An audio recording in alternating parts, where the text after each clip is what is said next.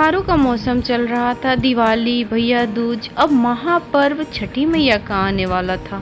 एक शहर में शारदा देवी और उसके बेटे बहू रहते थे। घर में धन दौलत की कोई कमी नहीं थी। एक दिन उसके दरवाजे पे एक बूढ़ी औरत आती है।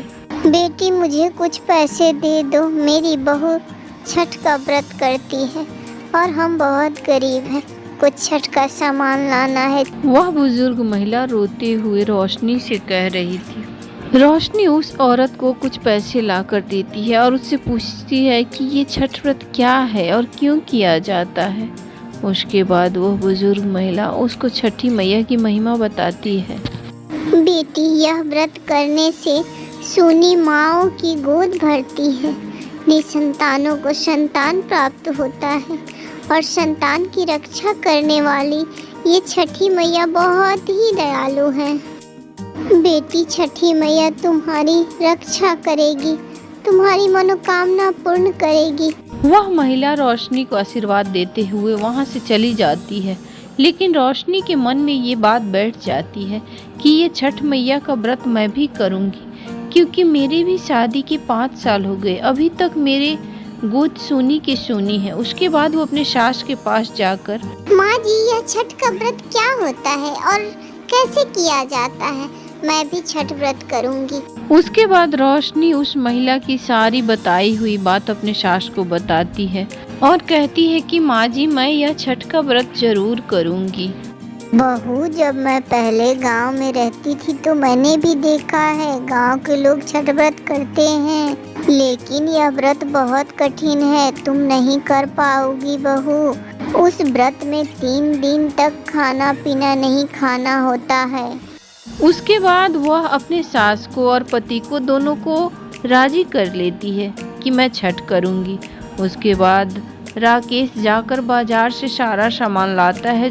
उसके बाद वह जैसे वह बुजुर्ग औरत बताई थी वैसे वैसे सब कुछ नियम से और प्रेम पूर्वक करती है। ठेकुआ, खजूरे सब कुछ बनाती है। ईख ये लेकर उसके बाद वो छठ घाट पे जाती है। वहाँ सूर्य भगवान को अर्घ शाम का और सुबह का दोनों देती है। सब कुछ बहुत अच्छा चलने लगता है। माता रानी की कृपा से 9वें महीने बाद एक सुंदर पुत्र उसके गोद में खेलता हुआ दिखता है। उसकी सास बहुत खुश होती है। बहू, अब मेरा परिवार पूरा हुआ। इस पोते को देखने के बाद अब मैं मर भी जाऊं तो कोई बात नहीं। माँ जी, आपके साथ कुछ नहीं होगा। हम सबको छठी मैया का शुक्रिया अदा करना चाहिए, नहीं तो यह किलकारी हमारे घर में कब से सुनने के लिए सब तरस रहे थे। अरे क्या छठी मैया लगा के रखती हो? जब तुम्हें माँ बनने को भगवान ने तय किया था तब तुम माँ बन गई।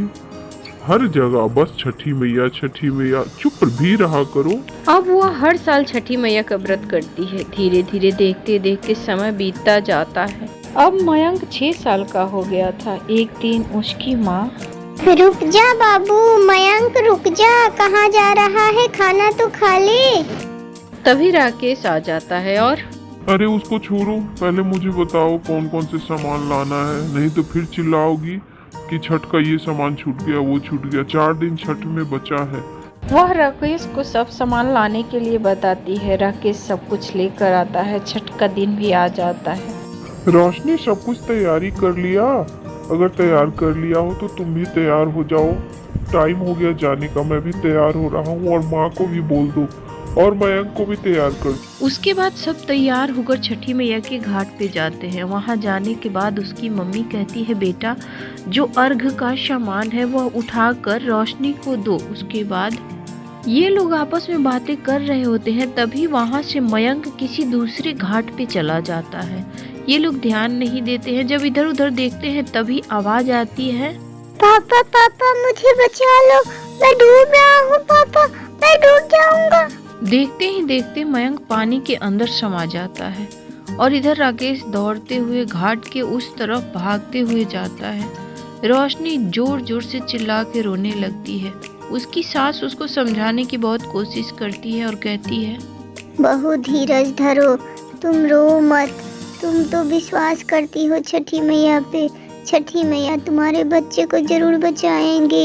इधर छठी मैया बेटी, तुम्हारे विश्वास को मैं कभी ठेस नहीं पहुंचाऊंगी, लेकिन तुम्हारे पति का आँख खोलना है, इसलिए ये सब खेल कर रही हूँ। राकेश दूसरे घाट पे जाता है तो देखता है कि मयंक किनारे पे पड़ा हुआ है। फिर उठाकर उसको लाता है और छठी मैया के पास रखकर रोता है और कहता है, माता मुझे माफ करो, मेरे बच्चे को बचा लो माँ। तभी मयंक उठकर, पापा, हम लोग तो छठी मैया की पूजा करने आए थे, मुझे कब नींद लग गई, मैं क्यों सो गया पापा?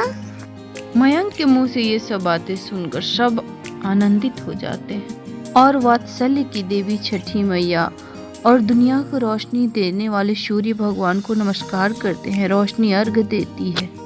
उसके बाद राकेश रोशनी से बार बार माफी मांगता है और छठी मैया से क्षमा मांगता है। फिर सब खुशी खुशी घर आ जाते हैं। छठी मैया राकेश और रोशनी के पुत्र की जैसे रक्षा की, वैसे दुनिया की हर माँओं के संतान की रक्षा करे। दोस्तों, शास्त्र के अनुसार छठी मैया ऋषि कश्यप और आदिति की मानस पुत्री है। इन्हें देवसेना के नाम से भी जाना जाता है। मान्यता के अनुसार नवजात शिशु को जन्म काल से लेकर अगले 6 दिन तक छठी मैया उनके पास रहकर उनकी रक्षा करती है। दोस्तों, अगर यह कहानी पसंद आए तो हमें सपोर्ट करें, हमारा प्रोत्साहन बढ़ाएं और लाइक, सब्सक्राइब और शेयर करें।